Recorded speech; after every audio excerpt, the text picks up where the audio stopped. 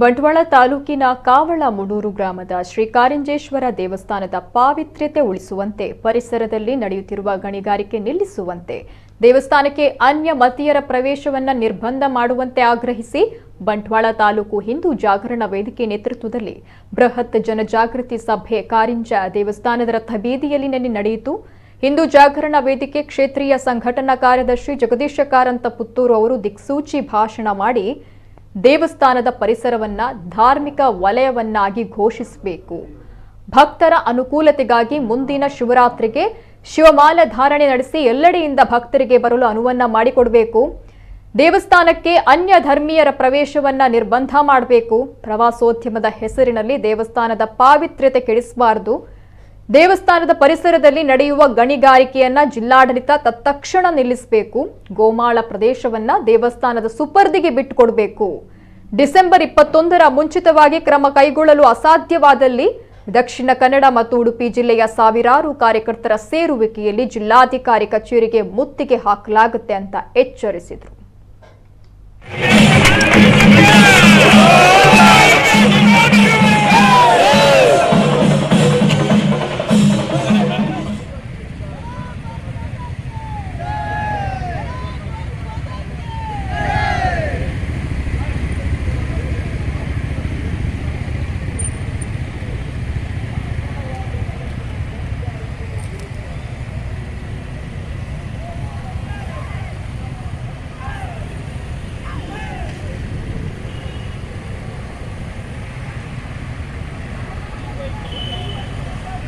ಪುಣ್ಯಕ್ಷೇತ್ರ ಕಾರಿಂಜ ಪಾರ್ವತಿ ಪರಮೇಶ್ವರ ನಿಲಯಾಗಿನ ಪುಣ್ಯಕ್ಷೇತ್ರ ದೈವ ದೇವರ ಕೂಡು ಹಿಂದೂ ಭಕ್ತರನ್ನ ನಂಬಳಿಕೆಗೆ ಕೈಹಿಡಿಸಿ ಭಕ್ತಿಗಳು ಮತಾಂತರದಲ್ಲಿ ಅಧರ್ಮದ ವಿರುದ್ಧ ಚಂದ್ರವು ಮಕ್ಕಳ ಮೈಯನ ವಿರುದ್ಧ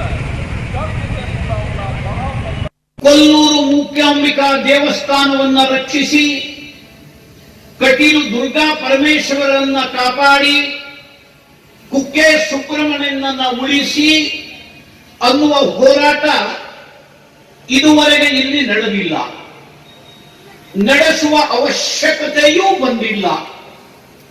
ಆದರೆ ಬಂಟ್ವಾಳದ ಕಪ್ಪು ಕಲ್ಲಿನ ಬೆಟ್ಟದ ಮೇಲೆ ಅತ್ಯಂತ ಕಠಿಣ ದಾರಿಯನ್ನ ಕ್ರಮಿಸಿ ಆ ಉತ್ತುಂಗದ ಶಿಖರವನ್ನ ಮುಟ್ಟಬೇಕಾದರೆ ಭಕ್ತರು ಕಷ್ಟಪಡುವಂತಹ ಒಂದು ರೌದ್ರ ರಮಣೀಯ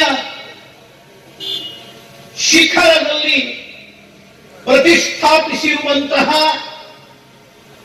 ಈ ಕಾರಿಂಜೇಶ್ವರನ ಸನ್ನಿಧಿಯನ್ನ ಸಂರಕ್ಷಿಸುವುದಕ್ಕಾಗಿ ಹೋರಾಟದ ರಣರಂಗಕ್ಕೆ ಈ ಸಮಾಜ